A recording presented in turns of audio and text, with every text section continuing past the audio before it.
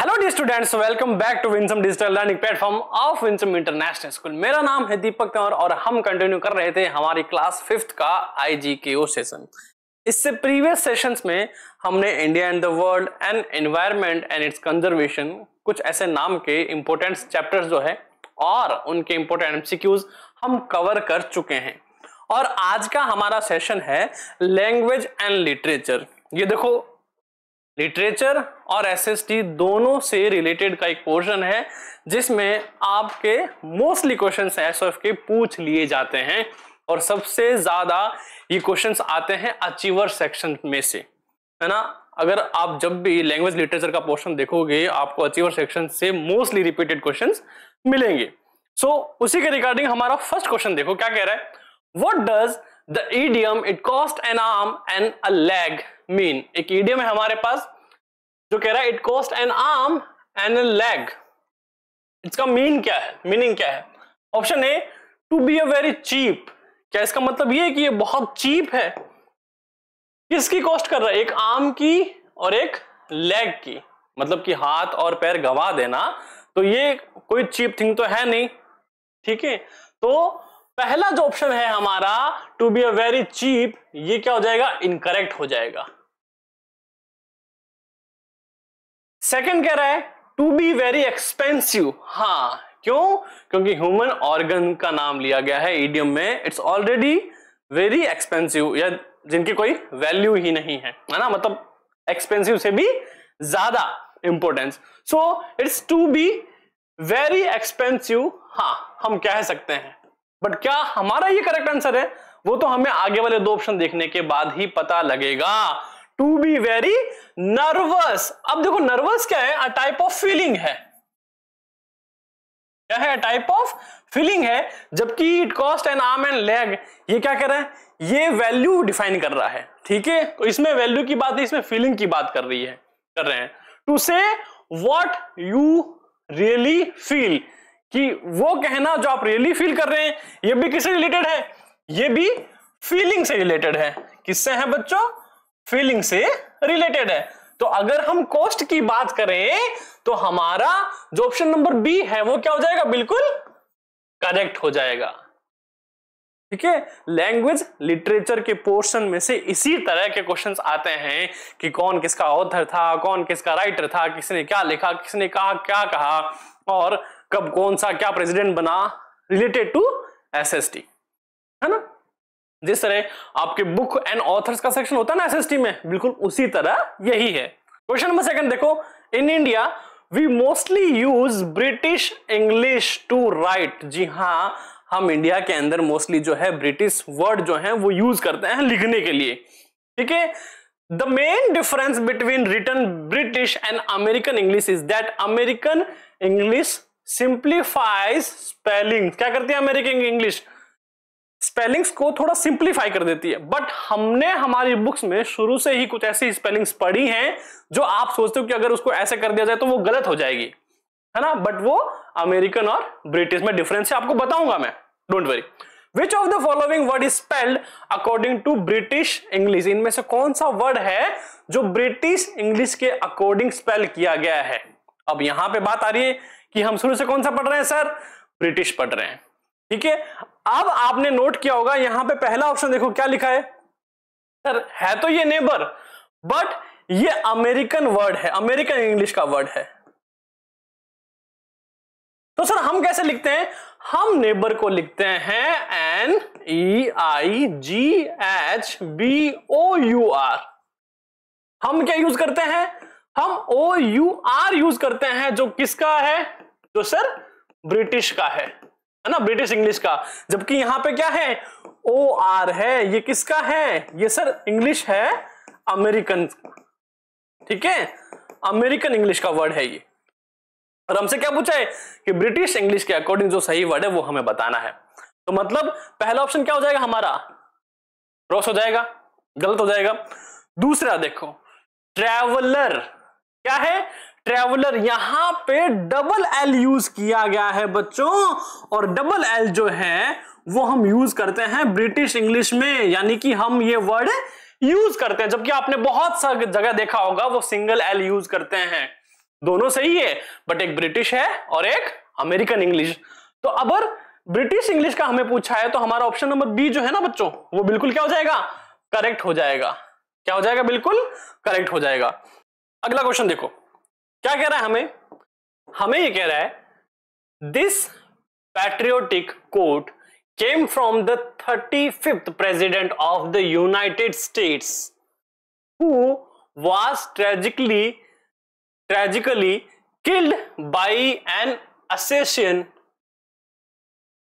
Ask not what your country can do for you, ask what you can do for your country. उन्होंने एक coat किया था, वो coat क्या था, वो कोट था कि ask not what your country can do for you. ये मत पूछो कि आपका देश आपके लिए क्या कर सकता है, बट ये पूछो कि आप अपने देश के लिए क्या कर सकते हो। हमारे पास ऑप्शन है, option number A Abraham Lincoln, option number B है हमारे पास John F Kennedy, option number C क्या कह रहा है Barack Obama and D George W Bush. अब देखो ऑप्शन नंबर ए पर चलते हम, है ना, अब्राहम लिंकन। ये अब्राहम लिंकन है, ये ही वॉज एसिनेटेड इन 1865, है ना, बट ये 35th प्रेसिडेंट नहीं है, ही वॉज 16th प्रेसिडेंट। ठीक है, अगला कह रहा है John F Kennedy. Yes, actual में बी वॉज करेक्ट, है ना। जॉन एफ कैनेडी जो है वो 35th प्रेसिडेंट हैं और इन्होंने ही ये कोट किया था। और कब किया था ये, 1961 एक इनॉग्रल स्पीच के दौरान, इनॉग्रल, और ये कोट जो है वो कब किया था, ये 1961 में इनॉग्रल एड्रेस के दौरान उन्होंने ये कोट किया था। क्लियर। फिर सी ऑप्शन है हमारा बाराक ओबामा। अब देखो बाराक ओबामा जो है वो 43 प्रेसिडेंट है ना, 43 प्रेसिडेंट है। एंड अगर हम जॉर्ज डब्ल्यू बुश की बात करें तो ये 44th प्रेसिडेंट है। ठीक है, तो इनके रिलेटेड जो जो इंपॉर्टेंट था वो हम जान चुके। बस याद रखना कि जॉन एफ कैनेडी के द्वारा ये कोट किया गया था कि ask not what your country can do for you but ask what you can do for your country. कब, 1961 में एक इनॉग्रल एड्रेस के दौरान। क्लियर। अगला नेक्स्ट पे आ जाओ। ये कह रहा है he has given the name गुरुदेव, कि इनको जो है वो गुरुदेव का टाइटल दिया गया है, नेम दिया गया है। He is well known for his work Gitanjali, a collection of poems that earn him the Nobel Prize in literature. What is his real name.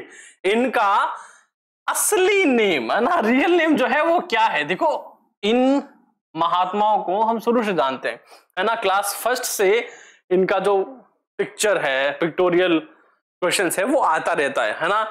तो हमें वैसे ही पता है पहले कौन है ये, सर ये रविंद्रनाथ टैगोर है। कौन है बच्चों, सर ये रविंद्रनाथ टैगोर है ना।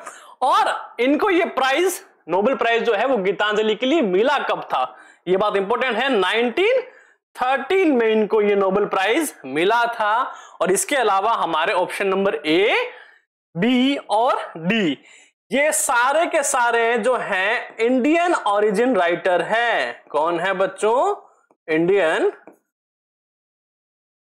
ओरिजिन राइटर हैं। ठीक है, तो मेन हमें क्या रखना है, सर गीतांजलि मिला है इनको, इनका नाम दिया गया है इनको गुरुदेव, और 1913 में मिला था इनको। ठीक है, अगला देखो, अगला क्वेश्चन देखो, क्वेश्चन नंबर 5 कह रहा है there was an old man in a tree who was horribly bored by a bee. What they said, does it buzz? He replied, yes it does. It's a regular breed of a bee. देखो, this delightful limerick features in the book of nonsense. किताब का नाम है क्या? Book of nonsense, written by a writer who was known for his literary nonsense. Who was he? तो पहले हमें याद रखना है कि एक ऐसा राइटर है जिनको जाना जाता है फॉर हिज लिटरेरी नॉनसेंस से। Who was he? तो वो कौन है?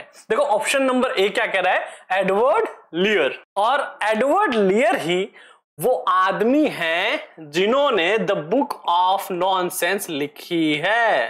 द बुक ऑफ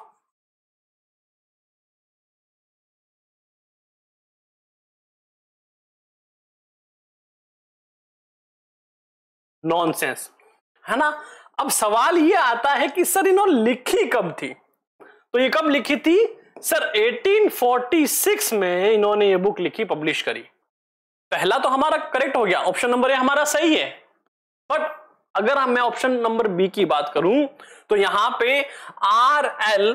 स्टीवेंसन जो है, ये जो हैं ये अपनी बुक ट्रेजर आइलैंड के नाम से फेमस है। मतलब उनके ऑथर हैं और ये बुक काफी फेमस है, ट्रेजर आइलैंड, है ना। आगे क्वेश्चन नंबर 11, हाँ 11 में हम इनकी बात करेंगे, ठीक है। सर आपको कैसे पता? क्योंकि मैं पढ़ के आया हूं। अगला देखो ऑप्शन नंबर सी, देखो क्या कह रहा है? लिस कैरल। आपने एक वेब सीरीज मूवी पक्का देखी होगी, एलिस इन द वंडरलैंड, बहुत फेमस है ना। जो एलिस इन द वंडरलैंड है उनके राइटर हैं लिस कैरोल, ठीक है। Alice in the Wonderland. अब मजे की बात पता है क्या है?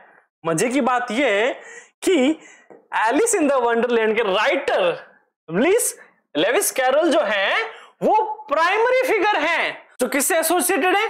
जो एडवर्ड लियर की book the book of nonsense से एसोसिएटेड हैं। तो यहां पे मैं लिख देता हूं कि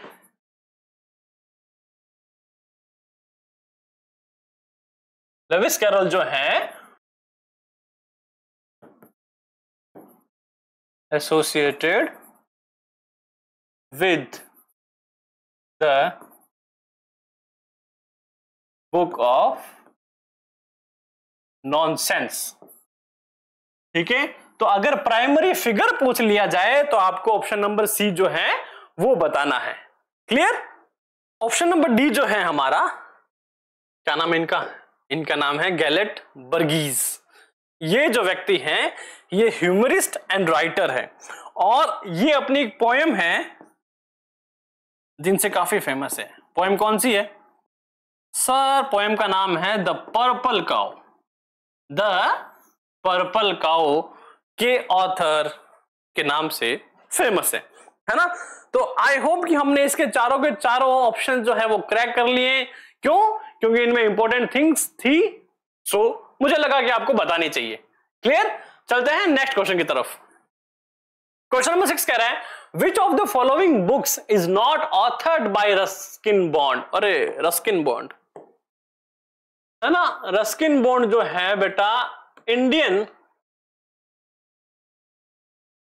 फेमस राइटर है, ये राइटर है, पहली बात ये, ठीक है। और इनकी बहुत सारी बुक जो है वो उन पे मूवीज बनी है, पॉपुलर भी हैं। तो देखो यहां पे ऑप्शन नंबर क्या कह रहा है? The blue umbrella. ये बुक जो है ये रस्किन बॉन्ड की है ना, written by Ruskin Bond. The room on the roof, the room on the roof ये भी किसकी है? ये भी रस्किन बॉन्ड की है। और सी द चेरी ट्री, हाँ चेरी ट्री भी किनकी है? रस्किन बॉन्ड की है। अब यहां पे ऑप्शन नंबर डी आता है हमारे पास, Charlie and the Chocolate Factory. पहली बात कि ये बुक जो है वो रस्किन बॉन्ड की नहीं है। सर अगर ये बुक रस्किन बॉन्ड की नहीं है तो फिर किसकी है? तो देखो Charlie and the Chocolate factory जो है इनके राइटर हैं रोल्ड, डैल, है ना, रोल्ड डैल जो है वो इनके राइटर हैं। बस आपको याद रखना है कि रस्किन बॉन्ड जो है वो इंडियन फेमस राइटर हैं, जिनकी book the blue umbrella, the roof on the roof and the cherry tree, ये तीनों इनकी हैं, है ना। और ऑप्शन नंबर सी जो है वो रस्किन बॉन्ड की नहीं है, वो तो किसकी है, वो सर रोल्ड डैल की है। देखो नेक्स्ट, देखो इसके बाद, Mahabharata is one of the major smriti text and one of the oldest Sanskrit epics of ancient India, सही है। It is a story in the form of poem that narrates the war of succession between two groups. Name the place where this war happened. हमें बताना है उस जगह का नाम जहां पे युद्ध जो है लड़ा गया था। तो पहली बात, महाभारत हमें पता है सर कौरवों और पांडवों के बीच हुआ था युद्ध जो है ना, कुरुज एंड पांडवास, है ना, इनके बीच में हुआ था। और दूसरी इंपॉर्टेंट बात कि ये युद्ध जो है वो 18 दिनों तक चला था। कितने दिनों तक? 18 दिनों तक ये युद्ध चला था। अब पहली बात की हुआ कहां पर, पहला ऑप्शन क्या कह रहा है, द्वारका। अगर आपको पता है कि द्वारका जो है वो श्री कृष्णा की नगरी है, किसकी नगरी है, श्री कृष्णा की नगरी है द्वारका। फिर सेकंड है अयोध्या। अयोध्या हम कैसे जानते हैं सर, अयोध्या को हम जानते हैं the birth place of Lord Ram, birth place of Lord Rama. किसका बर्थ प्लेस था सर, भगवान राम का बर्थ प्लेस था, ठीक है। और इसके साथ में भी ये कैपिटल था किसका, कोसला किंगडम का, है ना, कोसल किंगडम का ये कैपिटल था, कौन, अयोध्या। अब बात करते हैं कुरुक्षेत्र। जी हां, कुरुक्षेत्र जो है वो इंडियन स्टेट हरियाणा में है, ठीक है। और यही बैटलफील्ड रहा था कब, महाभारत युद्ध में, जो कि कितने दिन चला सर, 18 दिन तक चला था। कितना, 18 दिन तक चला था। कौन सा सर, महाभारत का युद्ध कहां हुआ था, हरियाणा में हुआ था, ठीक है। अब लास्ट में बारी आती है हमारी हस्तिनापुर की। देखो हस्तिनापुर जो है वो भी कैपिटल रहा है किसका, कुरु किंगडम का, ठीक है, कुरु किंगडम का कैपिटल रहा है हस्तिनापुर। क्लियर, आई होप कि सारे ऑप्शन क्लियर है। देखो इस वाले का हमारा ऑप्शन डी करेक्ट था और इस वाले का हमारा ऑप्शन सी करेक्ट है ना। कुरुक्षेत्र में ही महाभारत की लड़ाई हुई थी। और देखो ये जब महाभारत का युद्ध हुआ था ना, तो लॉर्ड कृष्णा ना, लॉर्ड कृष्णा है ना, जिनकी नगरी थी द्वारका, तो लॉर्ड कृष्णा जो थे वो गाइड बने थे किसके, अर्जुन के, ठीक है। और उन्होंने एक शर्त रखी थी कि मैं कोई भी हथियार नहीं उठाऊंगा। तो उन्होंने जो जो शब्द कहे, जो जो बातें बताई अर्जुन को, वो सारी हम कहां पढ़ते हैं सर, गीता में पढ़ते हैं, है ना, जो कि 18 अध्याय में है। छोटी गीता पढ़ते हैं ना हम, उसमें कृष्ण के सारा जो ज्ञान दिया हुआ है वो उसी के अंदर है। क्लियर। अगला क्वेश्चन देखो, question number 8। This famous Indian poet and playwright wrote the epic Raghuvansha in the classical Sanskrit language. देखो यहां पे पहले क्या लिखा है, क्लासिकल संस्कृत लैंग्वेज में लिखा उन्होंने हु वॉज ही, वो कौन थे। तो देखो अब यहां पे ऑप्शन नंबर ए क्या है, कबीर। क्या आपने कभी ऐसा सुना है, गुरु गोविंद दो खड़े काके लागू पाए, बलिहारी गुरु आपने गोविंद दियो बताए, कबीरा गोविंद दियो बताए। जितने भी दोहे लिखे हैं ना, जो आज हम भजन के रूप में, ज्ञान के रूप में सुनते हैं, है ना, वो सारे दोहे किनके लिखे गए, कबीर जी के लिखे हुए, है ना। जैसे कि बड़ा हुआ तो क्या हुआ, जैसे पेड़ खजूर, पंथी को छाया नहीं, फल लागे अति दूर, कबीरा। मतलब क्या है, कह रहे कि बड़ा होने से कोई मतलब नहीं है, बड़ा तो क्या है, खजूर का पेड़ भी है ना, नारियल का पेड़ भी है। और इतना बड़ा होने के बावजूद ना तो पंथी को, राह चलने वाले को छाया है, ना ही उनको फल, कितने ऊपर फल लगते हैं, है ना। तो बड़े होने से मतलब नहीं है, ज्ञानी होने से मतलब है।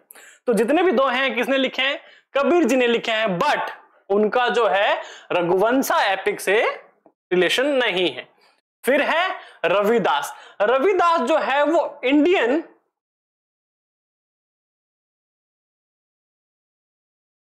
मिडाइवल सेंट एंड पोएट है, ठीक है। कबीर, रविदास। और ऑप्शन नंबर सी क्या है, आर्यभट्टा। आर्यभट्टा कौन है, जीरो दिया किसने, आर्यभट्टा ने दिया है। तो आर्यभट्टा जो है वो इंडियन मैथमेटिशियन और एस्ट्रोनॉमर है, ठीक है, याद रहेगा, जिन्होंने जीरो की खोज की, जीरो का आविष्कार किया। फिर ऑप्शन डी है कालिदास। जी हां, कालिदास ही वो राइटर हैं जिन्होंने रघुवंशा नाम का एपिक लिखा है। इसके अंदर ऑल किंग ऑफ रघुवंशा के बारे में लिखा गया है और पूरी डायनेस्टी के बारे में बताया गया है, जिसमें आपके लॉर्ड राम जो हैं वो भी शामिल हैं, है ना। क्यों, क्योंकि भगवान राम जो थे वो रघुवंशी वंश के थे, ठीक है। और रघुवंशी वंश के बारे में किसने लिखा है, पूरा कालिदास ने एक एपिक लिखा है पूरा का पूरा, और उसमें लॉर्ड राम, भगवान राम का भी जिक्र है। क्लियर, आगे देखते हैं। अगला देखो क्या कह रहा है, N Irish poet and play right famously coated always forgive your enemies. हमेशा अपने दुश्मनों को भूल जाओ। Nothing annoy them so much, who was he. अरे वाह, फोटो तो बड़ी प्यारी दे रखी है, सुंदर सी है मेरी तरह। अब अगर आपने इनकी नोवेल, बता देता हूं कौन सी है ना, पहले प्ले बताता हूं इनका। इनका एक प्ले है और इनकी एक नोवेल है। अगर आप इन दोनों में से किसी एक को जानते हो तो आप राइटर का नाम बता दोगे। इनका प्ले काफी फेमस है। क्या प्ले है इनका, the importance of being Earnest, ठीक है। और इनकी नोवेल है the picture of Dorian Gray. और मजे की बात, ये जो कोट है ना, always forgive your enemies, nothing annoy them so much, है ना, ये जो है ये इसी नोवेल से लिया गया है। जी हां, मैं बात कर रहा हूं ऑस्कर वाइल्ड की, ठीक है, ऑस्कर वाइल्ड की। अब देखो ये तीनों जो है ना, ये भी राइटर हैं। अब इनको डिस्कस क्यों नहीं करना सर, क्योंकि हमारे पास पिक्चर जो है वो क्लियर है, पहली बात, है ना। और इनके रिगार्डिंग हमने दो बात और देखी, पहले इनका प्ले कौन सा था, पहले दूसरी इनकी नोवेल कौन सी थी, है ना। और दूसरी बात, ये एक आयरिश पोएट है, इस बात को भी ध्यान रखा जाए, ठीक है, क्लियर। चलो आगे चलते हैं नेक्स्ट क्वेश्चन में। नेक्स्ट क्वेश्चन देखो, मर्मेलेड, है ना, ये कुछ सैलेड की तरह नहीं लग रहा क्या, is a traditional part of British breakfast. Oh, खाने से रिलेटेड है। The word marmalade is derived from which language, कौन सी लैंग्वेज से ये वर्ड ड्राइव्ड है। तो देखो मर्मेलेड, है ना, जो कि ट्रेडिशनल पार्ट है किसका, ब्रिटिश ब्रेकफास्ट का। तो पहले तो ये ख्याल आता है सर ये मर्मेलेड होता क्या है। मुरब्बा सुना है आपने, मुरब्बा जो संतरे और छिलकों से, है ना, उबाल के चीनी के साथ पकाया जाता है, फिर उसको ऐसे जैम की तरह, मुरब्बा कह दो, जैम कह दो, है ना, बस यही है मर्मेलेड, है ना, हम सब ने खाया है। बट ये पूछ रहा है कि मर्मेलेड जो है वो कौन सी लैंग्वेज का है। सो अगर मैं आपको डायरेक्टली बताऊं तो ये पोर्तुगीज लैंग्वेज का है ना, पुर्तगाली भाषा का एक शब्द है, कौन सा, मर्मेलेड, है ना, जो हम जैम यूज करते हैं ना, बस वही है। तो ऐसा मत बोलना कि सर हमने नहीं खाया है। और अगर मैं बात करूं स्पेनिश की, फ्रेंच की, जर्मन की, तो इन लैंग्वेज ने डायरेक्ट इन्फ्लुएंस किया है किसको?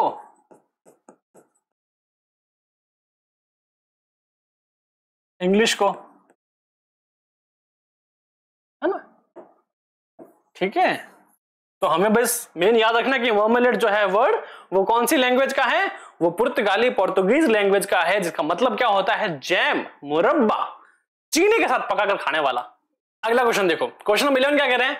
The friendly cow all red and white I love with all my heart she gave me cream with all her might to eat with apple tart.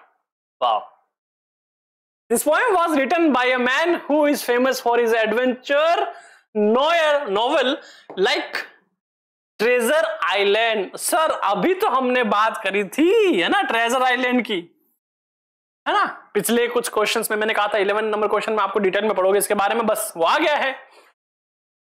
Option number A R.L. Stevenson, B Lewis Carroll, C Charles Dickens and D L Frank Baum. अब Treasure Island के writer कौन थे?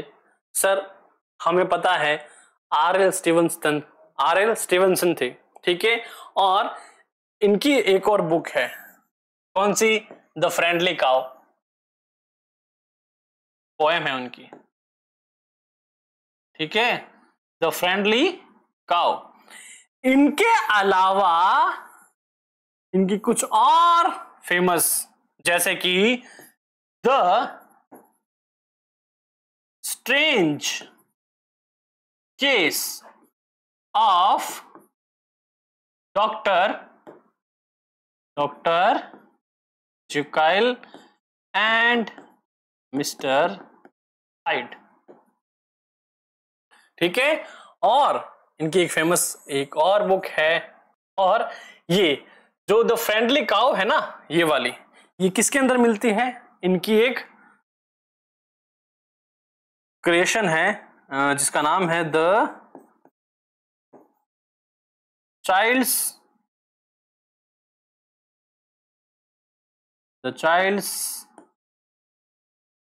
Garden of versus.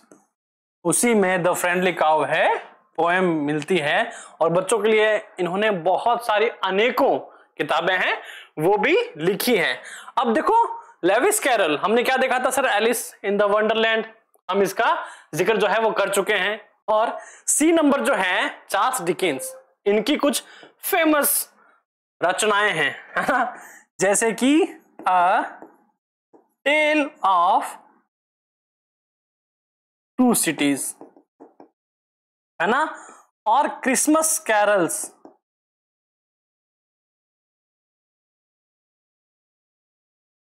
ठीक है, Christmas Carol वो भी इनकी famous है।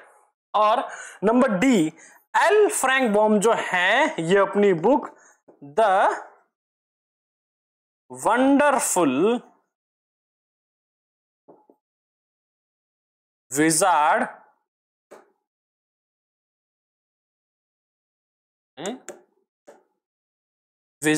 ऑफ OZ, है ना, OG, इस पर एक वेब सीरीज भी बनी है ना। तो ये कुछ non popular writers and their creations हैं, ठीक है। चलते हैं अगले क्वेश्चन पर। नेक्स्ट क्वेश्चन देखो, question number 12।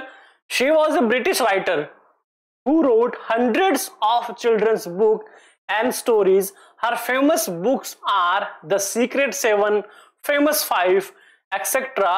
Who was this author? अब देखो, अगर मैं बात करूं इन ऑथर की, तो ये जो है ऑथर, ये चिल्ड्रंस की जो स्टोरीज हैं, स्टोरीज कह दो, है ना, मिस्ट्री कह दो, और एडवेंचर कह दो, है ना, इस फील्ड में इनकी बहुत ज्यादा बुक जो है वो फेमस है। मोस्ट पॉपुलर बच्चों के बीच में जो है राइटर वो यही है, और इन्हीं की बुक जो है वो उन फेमस बुक में से कुछ 2 है, जैसे कि द सीक्रेट 7 है, फेमस 5 है, बहुत इंटरेस्टिंग बुक है। अब इन राइटर का नाम क्या है? Option number A Susan Cooper. Susan Cooper ये नहीं है पहली बात, और ये भी एक चिल्ड्रन राइटर है बट इतनी फेमस नहीं है। और इनकी बुक जो है जैसे कि द डार्क राइजिंग, है ना, इनकी फेमस बुक में से एक है, बट ये हमारी जो है सुजैन कूपर नहीं है। बी है एनिड ब्लाइटन। अब ये जो फोटो है ना, ये हमारी राइटर एनिड ब्लाइटन की है, जिनकी फेमस बुक है सीक्रेट 7, फेमस 5, और इनकी काफी बुक्स पर बच्चों की movies, cartoon movies, web series जो हैं बन रखी और बहुत इंटरेस्टिंग है। ऑप्शन नंबर सी देखो, हेलन बी पॉटर। इनकी एक फेमस बुक है जिसका नाम है the tale of Peter Rabbit. है ना, आपने ये कार्टून जरूर देखा होगा, है ना, अगर आपको पुराने कार्टून पसंद है ना, तो 90s के टाइम में ये कोई कार्टून आता था एक, है ना, the tale of Peter Rabbit. Option number D देखो, जैकलीन विल्सन। ये भी राइटर है बट इतनी फेमस नहीं, और इनकी एक बुक है जिनका नाम है गर्ल्स इन लव ना, तो बच्चों के बीच में ये इतनी फेमस नहीं है जितनी एनिड ब्लाइटन है। करेक्ट, सो आपका ऑप्शन क्या हो जाएगा, बी करेक्ट हो जाएगा। चलिए नेक्स्ट क्वेश्चन पर देखो, क्वेश्चन नंबर 13 क्या कह रहा है, English language has assimilated words and phrases from a variety of other languages. जी हाँ, which of the following Latin phrases means done for a particular purpose. अब देखो, अगर आपको लैटिन, ब्रिटिश, फ्रेंच एक्सेंट जो है ना, या फिर उनके कुछ वर्ड्स हैं, मीनिंग्स हैं, सीखने हैं ना, तो प्रेफर करेंगे हॉलीवुड मूवीज या फिर जो न्यूज़पेपर आता है द हिंदू, बेस्ट सोर्स है।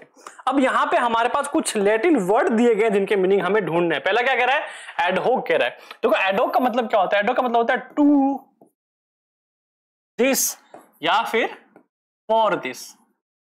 इसका इंग्लिश मीनिंग क्या होता है, इसका इंग्लिश मीनिंग है, एक सेकेंड, फॉर्म्ड और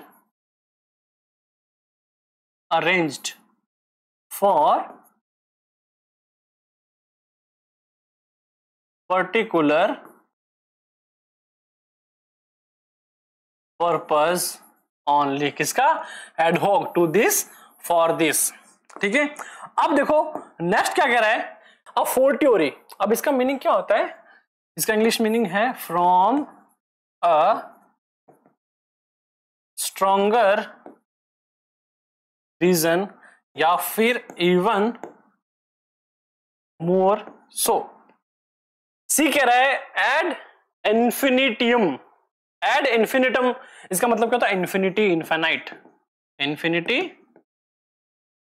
या फिर इनफाइनाइट। एड इंटरिम, इसका मतलब होता है मीन टाइम या फिर कह दो टेम्परेरी। ठीक है, तो अब हमसे क्या पूछा है सर, हमसे पूछा है जिसका मतलब हो कि done for a particular purpose, जो किसी पर्टिकुलर पर्पस के लिए किया गया हो। तो देखो एड इंटरिम का मतलब क्या होता है, टेम्परेरी होता है, मीन टाइम पर्टिकुलर पर्पस है नहीं। एड इनफिनिट का मतलब क्या है, इन्फिनिटी या फिर इनफाइनाइट को इंडिकेट करता है, ये भी नहीं है। अब फोर्टियोरी मतलब क्या होता है, स्ट्रॉन्गर रीजन है या फिर इससे भी ज्यादा कुछ, इवन मोर सो, तो ये भी नहीं है पर्टिकुलर पर्पस। बट एडहॉक जो है टू दिस, फॉर दिस, ये रेफर करता है किसके, इंग्लिश के, फॉर्म करना या फिर अरेंज करना, किसका, पर्टिकुलर पर्पस के लिए सिर्फ। तो हमारा ऑप्शन नंबर ए क्या हो जाएगा बच्चों, बिल्कुल करेक्ट हो जाएगा। अगला देखो क्वेश्चन नंबर 14 क्या कह रहा है, according to Buddhist lore Buddha was born as prince. जी हाँ, he was given the name Siddhartha by parents। उनका बचपन का नाम क्या था, सिद्धार्थ। तो हमें बताना है कि उनके पेरेंट्स कौन थे। अब यहां पे ऑप्शन नंबर ए क्या कह रहा है हमें, वासुदेवा एंड देवकी। तो देखो वासुदेव और देवकी बेटा किनके पेरेंट्स थे सर, ये तो लॉर्ड कृष्णा के पेरेंट्स थे। किसके, भगवान कृष्ण के। ठीक है जी हाँ। अगला देखो क्या कह रहा है, बी धृतराष्ट्र एंड गांधारी, ये किनके माता पिता थे, तो ये कौरवों के माता पिता थे। इनके कौरवास ऑफ महाभारत, है ना, महाभारत में जो कौरव थे ना, उनके माता पिता थे। कौन? गांधारी और धृतराष्ट्र। फिर है सुधोधना एंड माया, सुधोधना एंड रानी माया। बेटा ये पिता थे किनके? सिद्धार्थ के। किनके? सिद्धार्थ अर्थात लॉर्ड बुद्धा। ठीक है, तो हमारा ऑप्शन नंबर जो है वो सी क्या हो जाएगा? बिल्कुल करेक्ट हो जाएगा। फिर यहां पे देखो डी में क्या है? दशरथा एंड सुमित्रा। तो देखो दशरथ जो थे वो पिताजी थे किसके? लॉर्ड राम के। और सुमित्रा जो थी उनकी 3 पत्नियों में से एक थी। So one of his 3 wives. ठीक है, option number C is the correct. अगला क्वेश्चन देखो, क्वेश्चन नंबर 16 देखो। He wrote many books about his adventures while growing up in Greece, okay, and later while collecting animal for a zoo he set up in Jersey, okay. Among his best loved books are Birds, Beasts and Relatives and My Family and Other Animals. Who was he? देखो यहाँ पे हमें 3 book के नाम पहले दे दिए गए। पहला क्या दे रखा है sir? Birds, beast and relatives, उनकी बेस्ट लविंग बुक थी। दूसरा है my family and other animals, ये उनकी दूसरी बुक थी। ठीक है, इनके अलावा यहां देखो इनका जो बचपन है, ग्रोइंग अप इन ग्रीस, कहां हुए थे? ग्रीस में। तो इन्होंने इस पर भी एक बुक लिखी है ना, और बुक का नाम क्या है? Childhood in Greece. ठीक है, ये भी एक बुक है। तो बुक नंबर क्या हो गई? ये 3 हो गई। फिर अब इन्होंने एक जू भी सेटअप किया था, जी हां, जर्सी के अंदर। अब इस जू का नाम जो पहले था वो था जर्सी जू। ठीक है, और बाद में इसी जू का नाम बदलकर क्या रख दिया गया? Durrell wild life park. ठीक है,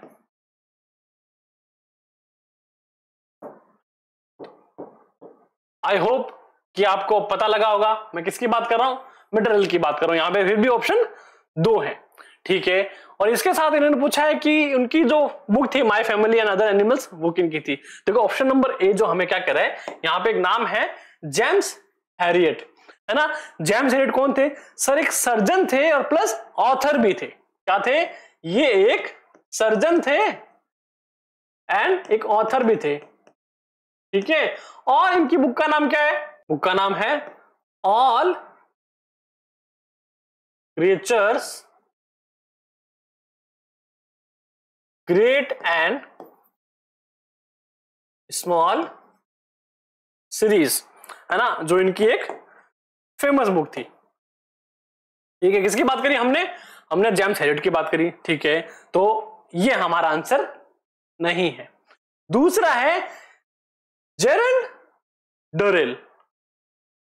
जेरल्ड डरेल जो है ये वही ऑथर हैं जिनके बारे में हमने इतनी सारी चीजें जो हैं आपको बताई है। ठीक है ना। और पेशे से जेरल्ड डरेल जो थे ये एक ब्रिटिश नेचुरलिस्ट थे।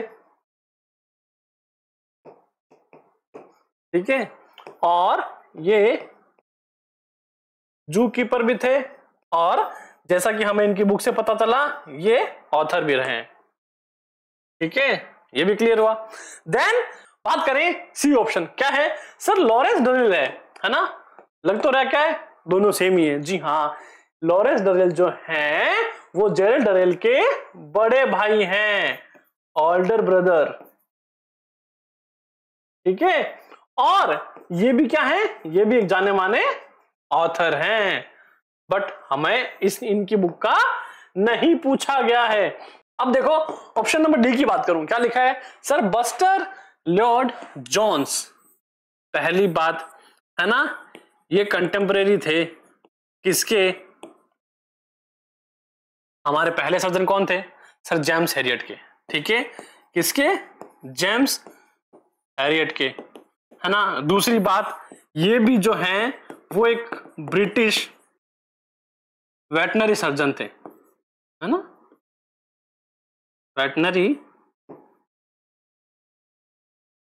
सर्जन थे, ठीक है। बट हमने जो बुक की बात करी, ये इतनी सारी फेमस बुक जो हैं वो किनकी है? जेरल्ड डरेल की। ऑप्शन नंबर बी क्या हो जाएगा हमारा? करेक्ट हो जाएगा। क्लियर? आगे चलते हैं। क्वेश्चन नंबर 17 देखो, which adjective is used to describe something that is horse like. इनमें से कौन सा वर्ड जो है वो हॉर्स लाइक एडजेक्टिव के लिए यूज होता है? हमारे पास पहला ऑप्शन है उर्सिन। उर्सिन देखो, उर्सिन एक्चुअल जो वर्ड होता है वो होता है उर्सस, है ना, जिसका मतलब क्या होता है? मतलब होता है बियर, है ना, बियर को रिप्रेजेंट करने के लिए, बताने के लिए, अर्थात भालू। बी है हमारा इक्विन, और ये वर्ड है इक्विस, है ना, जो किसके लिए होता है? जो यूज होता है हॉर्स के लिए, ठीक है। एंड देन सी जो है हमारा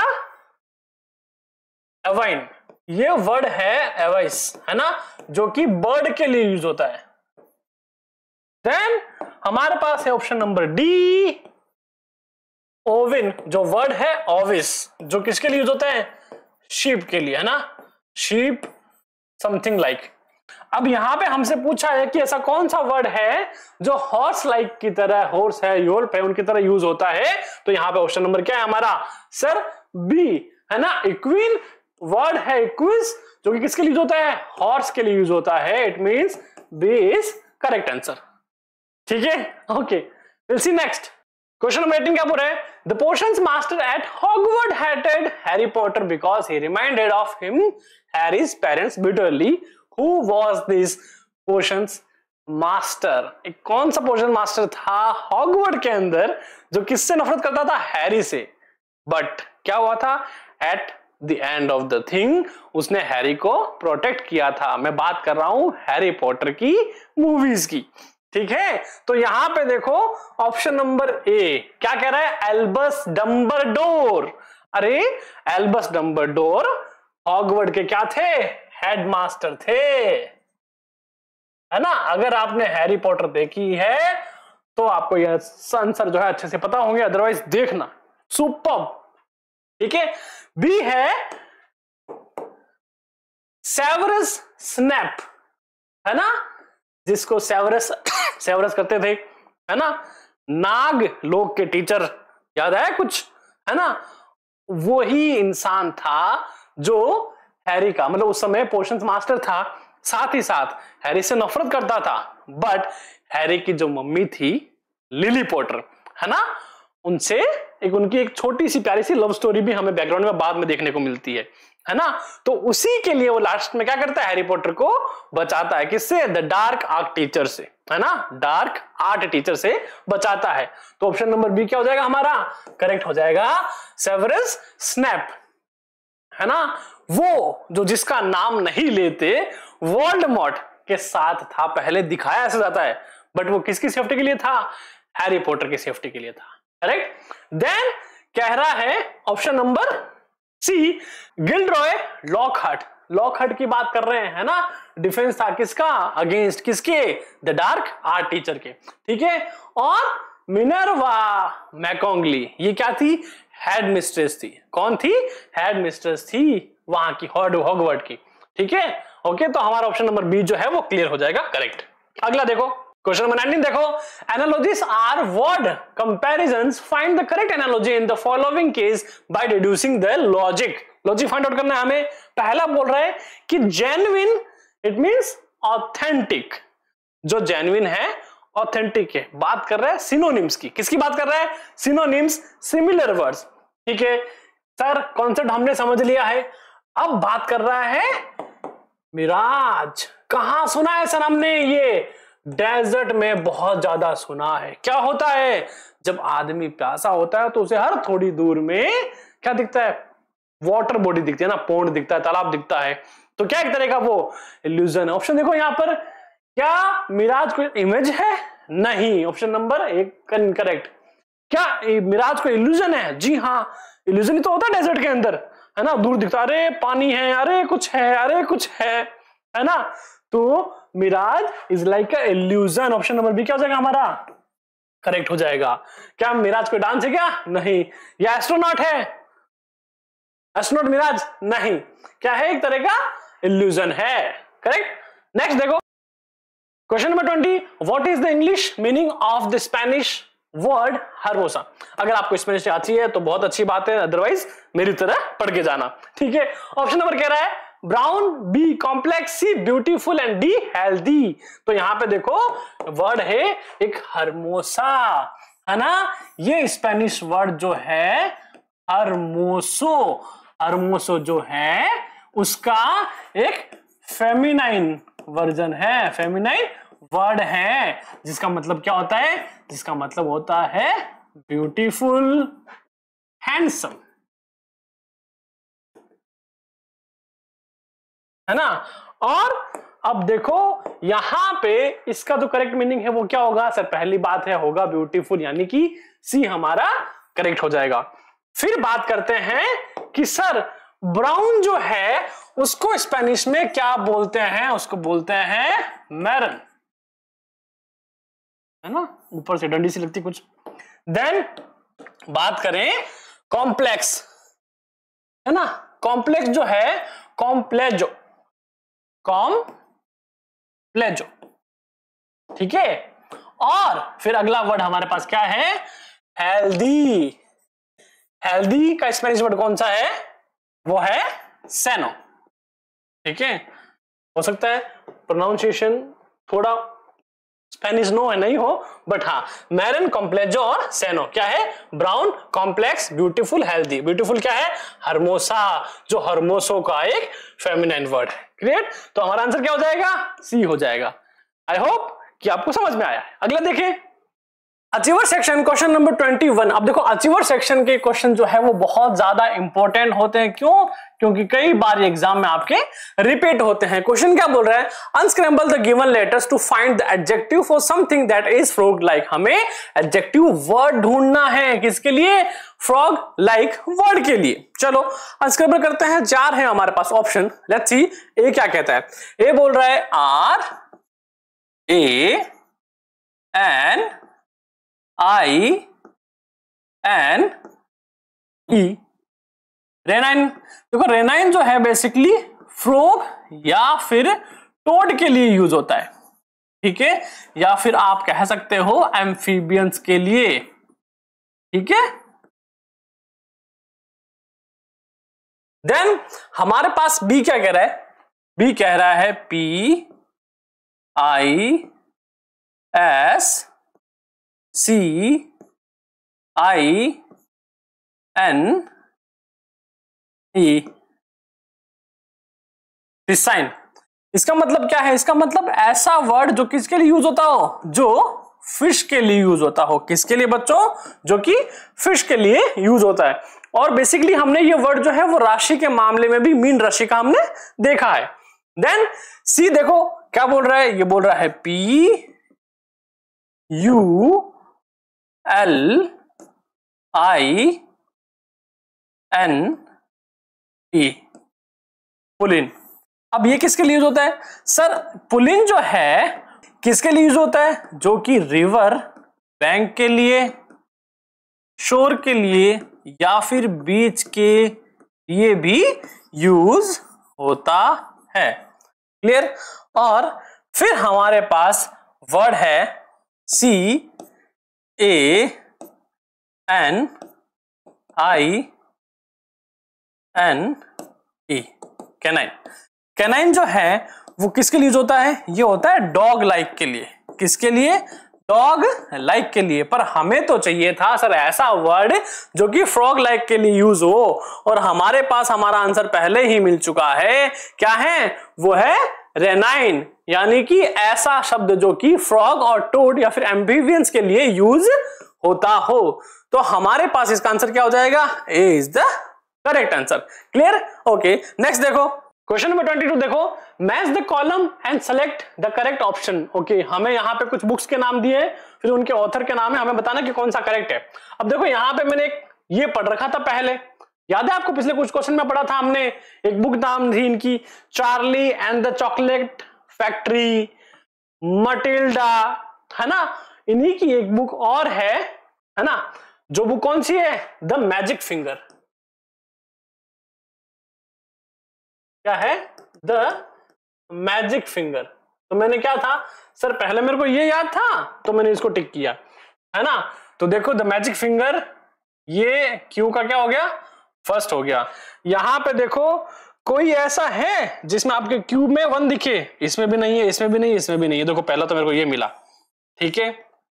अब दूसरा क्या है, और वेरीफाई कर लेते हैं, कोई बड़ी बात नहीं है ना। यहां पे एक बुक आती है लॉर्ड ऑफ फ्लाइज।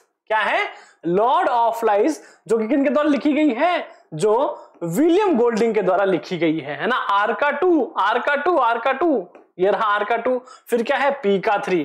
पी कौन सी है सर, फॉर अवे ट्री, जो कि एनिट ब्लाइटन की है, और यही गुलिवर्स ट्रेवल, जो कि काफी फेमस बुक है, किनकी है, जोनाथन स्विफ्ट की है। हमारे यहाँ पे ए ऑप्शन जो है वो करेक्ट मैच हो रहा है। आंसर क्या हो जाएगा, ऑप्शन नंबर ए। क्लियर, आगे देखो क्वेश्चन नंबर 23 कह रहा है which of the following represents the incorrect match of the quote and the person who quoted it. Oh nice.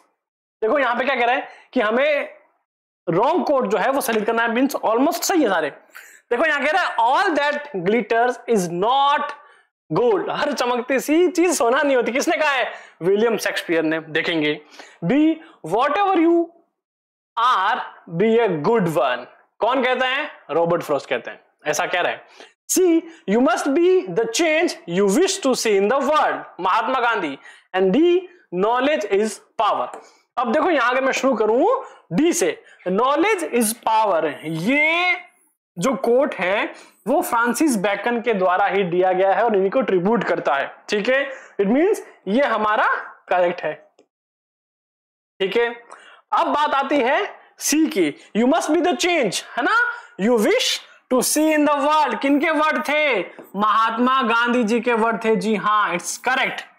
फिर कह रहा है be whatever you are be a good one, किनका है, रॉबर्ट फ्रॉस्ट। तो देखो रॉबर्ट फ्रॉस्ट का जो मेन कोट है अच्छा है, मतलब कई जाने माने में से एक है, क्या है, most of the change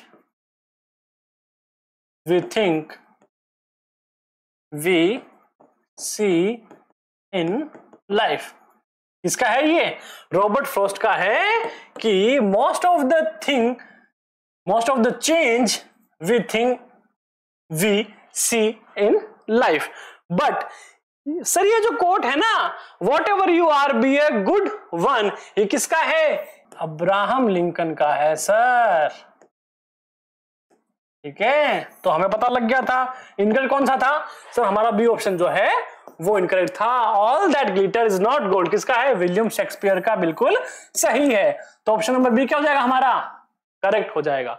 I hope कि आपको ये समझ में आया है। अगला देखो select the correct statement regarding Odyssey. देखो ओडिसी क्या है, ओडिसी एक पोयम है, ठीक है, ओके। ये कह रहा है it is an epic poem attributed to Homer. जी हाँ, ये किसको एट्रीब्यूट करती है, होमर को, एक एपिक पोयम है। जी हाँ सर, ये वाली स्टेटमेंट तो करेक्ट है, ठीक है। फिर कह रहा है it is N ancient Greek epic poem, ancient Greek epic poem है, ये बात भी बिल्कुल सही है। अगर मैं बात करूं ना तो एंशिएंट जो है वो 2 ग्रीक एपिक पोयम थी। कितनी सर, 2 थी, 2 पोयम थी। अब उसमें से पहली तो हमें बता दी कौन सी है, और दूसरी क्या है, LIAD, लैड, है ना। तो ये सेकंड नंबर की एपिक पोयम है ग्रीक की। फिर कह रहा है C it tells about the great hero Odysseus and his journey back to home after the Trojan war. हाँ, आफ्टर द ट्रोजन वॉर, जी हाँ बात सही है। और जर्नी बैक आफ्टर 10 ईयर्स, है ना, आफ्टर 10 ईयर्स, ठीक है ना। और after the Trojan war, home कहां, इथाचा, ठीक है। सो अगर देखा जाए इस पोम की हमें 3 स्टेटमेंट दी है, हमें पता लगा कि सर एक पोएम और है लियाड, और 10 साल बाद कहां गया, इथाचा में। मतलब ये तीनों स्टेटमेंट जो है बिल्कुल क्या है, करेक्ट है। किसके रिगार्डिंग, ओडिसी के रिगार्डिंग, ओडिसिस जो हीरो थे उनके बारे में है ये। तो ऑप्शन नंबर क्या है, डी, यानी ऑल ऑफ दीज, सारा स्टेटमेंट जो है वो क्या है, करेक्ट है। किसके बारे में, ओडिसी पोएम के रिगार्डिंग। क्लियर। आगे देखो लास्ट क्वेश्चन क्या कह रहा है, ये कह रहा है कि complete the given analogy by filling in the blank. ठीक है, सिमुलेट ढूंढना है हमें, डैश वॉक, चलो वो तो हम देख लेंगे।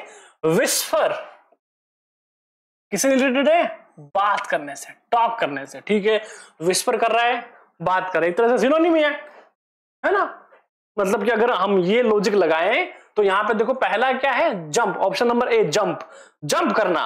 क्या जंप करना वॉक करने के रिलेटेड है क्या, नहीं, ये एक्टिविटी होएगी बट जंप करना डिफरेंट है वॉक करने से, तो ये तो नहीं मानेंगे हम। फिर दूसरा क्या है, स्वेट, देखो ये क्या है, ये एक तरह का फिजिकल एक्टिविटी है जिसमें क्या है, आदमी को पसीना आ रहा है, बस ये वॉक से रिलेटेड नहीं है ना, हमें नहीं पता चलेगा भाई चल रहा है व्यक्ति, नहीं। सी सॉन्टर, देखो सॉन्टर का मतलब क्या होता है, आराम से मजे से चलना, है ना, चिल करते हुए चलना। तो सॉन्टर क्या हो जाएगा इसका, वॉक का जो है वो करेक्ट वर्ड हो जाएगा। और मैं बात करूं ड्रिल की, तो ड्रिल हम पूरे के पूरे एक प्रैक्टिस को कहते हैं, भाई आज क्या है, आज ड्रिल है तुम लोगों की, है ना, प्रैक्टिस करनी है, तो वो थोड़ा फास्ट वे में हो जाएगा, जबकि यहां क्या है, walk slow and steady. Clear. तो सी जो है हमारा क्या हो जाएगा, करेक्ट आंसर हो जाएगा सॉन्टर, किसके रिगार्डिंग, वॉक के रिगार्डिंग। और इसी के साथ आपका ये चैप्टर भी जीके का कंप्लीट हुआ। फिर मिलते हैं अगले चैप्टर के साथ, तब तक के लिए अगर चैनल पर नए हो तो सब्सक्राइब करो, and then will meet in next video. तब तक के लिए जय हिंद।